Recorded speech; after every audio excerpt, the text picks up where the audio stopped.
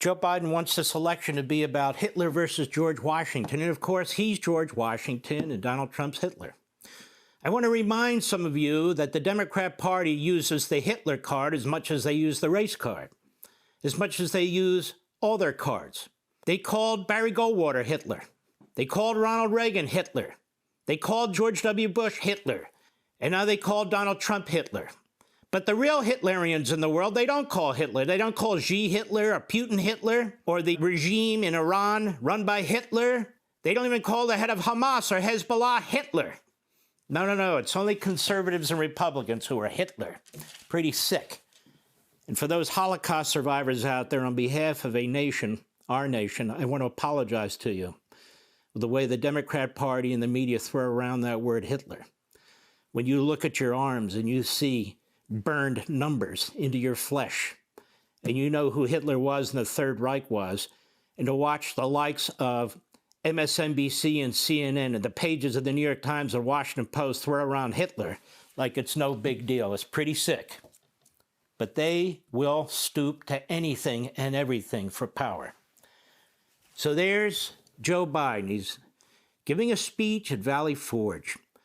He was going to give it on January 6th, but inclement weather, they decided, just in case, they'd move it to January 5th. No George Washington there. We know what took place at Valley Forge, one of the worst winters in modern American history. The deaths, the disease, and the great commander of our armed forces during the Revolution, George Washington, a future president. He withstood it all, but not Joe Biden. He just wants to use George Washington, which is amazing to me, since the Democrat Party has been attacking the founders of this nation as white supremacists and slaveholders. But there he is. He wants to remind you about George Washington and the American founding and our history. Joe Biden, who supports the 1619 Project, which destroys the whole idea that the nation was founded in 1776. It's amazing, is it not? Joe Biden, who supports CRT and ESG and DEI, talks about white supremacy, the seed of white supremacy, the American Revolution, the Declaration of Independence, the Constitution, as they wave around the Constitution. All of a sudden they need it and they use it. These are liars. These are scam artists. They want to talk about democracy, that's fine, even though we're a constitutional republic. We don't have a parliamentary system like Israel, Britain, and Italy. We'd be a very different country. Our framers worked hard to create a republic, a constitutional representative republic with 3 branches, with a constitution, with limited powers. So Joe Biden's giving speeches about a subject he knows nothing of, and a constitution he swore to uphold that he apparently hasn't read. In the 1970s, Joe Biden, you joined Senate Democrat racists and segregationists, including James Eastland and John Stennis of Mississippi, Herman Talmadge of Georgia, Robert Byrd of West Virginia, in opposition to integrating our public schools. And as many scholars have written, you weren't just an observer or a minor partner. You were one of the leaders. You were one of the leaders. You befriended Eastland when you came to the Senate. You befriended Stennis. You wrote love letters to each other. We have those. Stennis gave you the actual desk on which the 1956 Southern Manifesto was written and signed. A manifesto, a racist, segregationist manifesto that America will never be integrated, not the South anyway. And you considered it an honor to receive that desk. You knew Eastland and Stennis and Robert Byrd, who you called your mentor, led the filibuster against the 1964 Civil Rights Act, but you didn't care. In 1977, you said, unless there's orderly integration, I quote you, orderly integration, my children are going to grow up in a jungle, the jungle being a racial jungle, unquote. It's about the most racist statement I've ever heard a president make, certainly since LBJ. In the 1980s, you campaigned for president in the South, touting praise you received from George Wallace, a well-known segregationist who called you one of the outstanding young politicians of America. You thought that was great, and you were down there campaigning, quoting George Wallace. And you have a long, sordid history of making racist comments, even up to modern times. So long that I'm not going to waste the next 5 minutes of this monologue to describe them. Now Biden portrays himself as a former civil rights leader. He's a liar. About Selma, he's a liar. Oh, Nelson Mandela, he was put in jail, because he supported the release of Mandela. He's a liar. Now he's the great white knight for democracy, the great white knight for the black community. Why? Joe Biden hasn't lifted a finger for democracy or the black community. As a matter of fact, he's undermined both. He's a wrecking ball. Let's look. Joe Biden has always, and to this day, opposes school choice, the most important civil rights issue of our time, particularly in the inner cities where they have crummy schools that are crime-ridden and where parents want their kids to get an education. Joe Biden says, no, screw you. I stick with the teachers' unions. Wow. He's done so much for those communities. He hasn't lifted a finger to seriously deal with inner city crime. He doesn't even talk about it. He doesn't say anything to his buddy George Soros, a sugar daddy for the Democrat Party and all these radical left movements. He doesn't say, get out of our party. No, he supports them and the other progressives. He's driven food prices through the roof, which means that poor people especially are having difficulty making ends meet. I go to fast food restaurants. I go through the drive-thru. I don't know, one meal. It's $11 to $12 a person. You got to feed people three times a day. How can you afford this? Well, with Bidenomics, you can't. Biden has praised Tlaib, a Jew hater. He's praised Sharpton, whose anti-Semitic history is well known.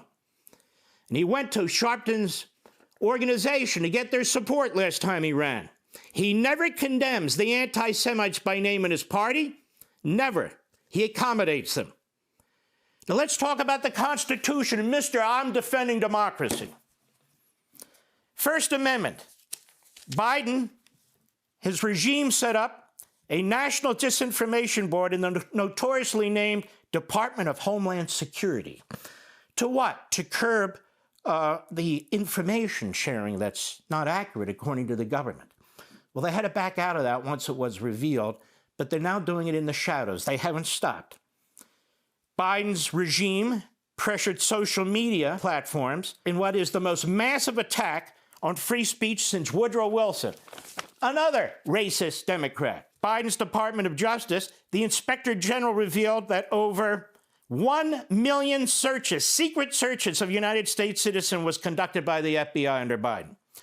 Some 3.39 million searches of Americans were conducted in 2021, a 300% increase from 2020. Biden's party has pressured cable carriers, their members on the Hill, to deplatform Fox and OAN and Newsmax. They want no competition. Biden-aligned stealth tracking groups pressure campaigns to drop advertising on conservative outlets. Democracy, he says. Let's talk about Obama-Biden. In 2015, the Committee to Protect Journalism accused the Obama-Biden administration of an unprecedented number of prosecutions of government sources that talk to the media and seizures of journalist records. AP and other news organizations were appalled. They went public with it. Well, there's more. The Obama-Biden administration used the IRS against over 400 Tea Party groups. Oh, that's democratic, wouldn't you say, America? The Biden regime has targeted the parents of school children, the Catholic Church, pro-life movement, and nonviolent protesters, sending SWAT teams out, heavily armed SWAT teams, to arrest them. That's the First Amendment. They are relentlessly attacking the rest of the Bill of Rights. The Second Amendment, they want to ban guns through the CDC if they can. The Fourth Amendment, the Fifth Amendment, the Sixth Amendment, the 10th Amendment.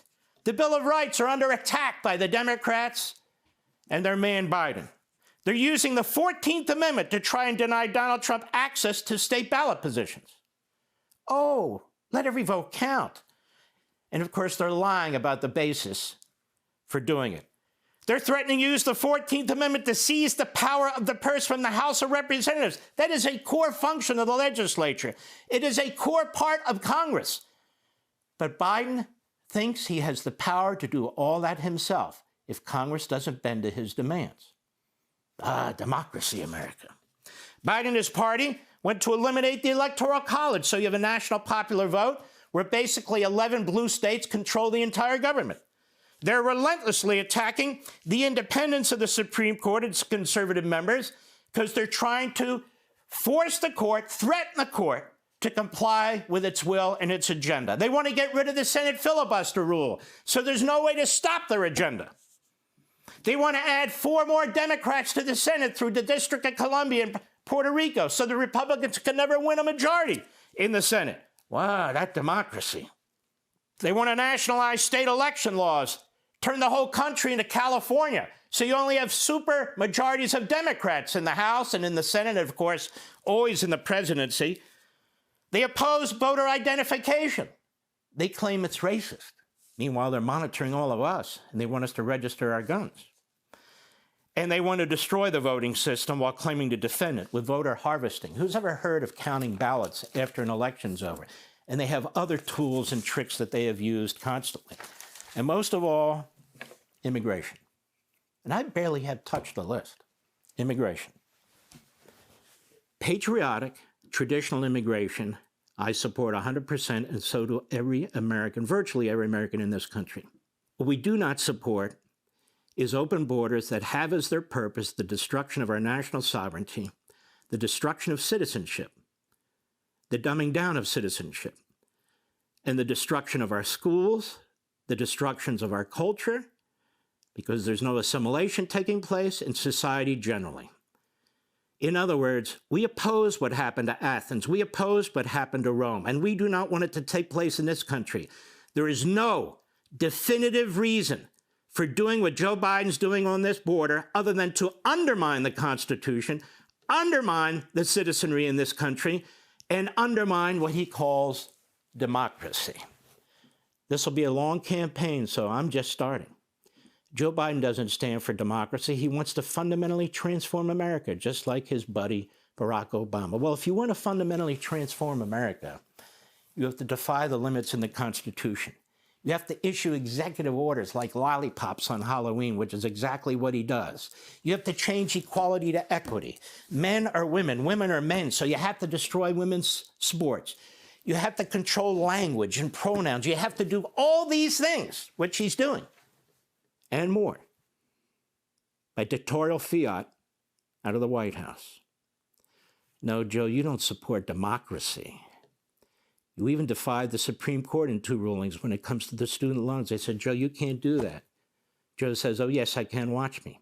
The Supreme Court said, Joe, you can't use the CDC or any of these medical agencies as a basis for shutting down and forcing landlords to freeze their rent rates. He says, oh, yes, watch me. So he does it anyway. He attacks the court. He undermines the court. He attacks the Congress. He undermines the Congress. He attacks the Constitution. He undermines the Constitution. He issues fiats. He issues directives. And then he goes out there in public and he makes the most outrageous statements about tens of millions of Americans. MAGA, MAGA. You know why they hate MAGA? Trump, of course. But what does MAGA stand for? Make America Great Again. Joe Biden doesn't believe in that. Hey, Sean Hannity here. Hey, click here to subscribe to Fox News YouTube page and catch our hottest interviews and most compelling analysis. You will not get it anywhere else.